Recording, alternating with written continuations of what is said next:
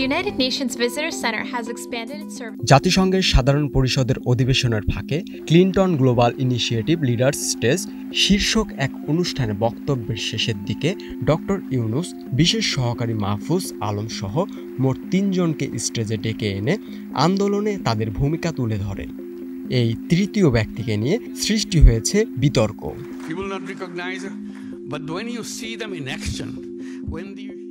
ছাত্র জনতার গণ অভ্যুত্থানে সেই তরুণ অনুপ্রবেশকারী বলে জানিয়েছেন প্রধান উপদেষ্টার বিশেষ সহকারী Mahfuz Alam.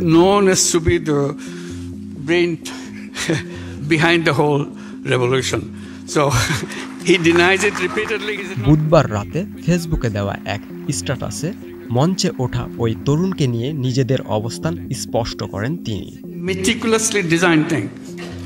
It's not just suddenly came, it's not like that.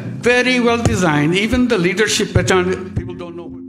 পোস্টে মাহফুজ আলম লেখেন, লোকটি একজন অনুপ্রবেশকারী এবং একজন অসৎ ব্যক্তি।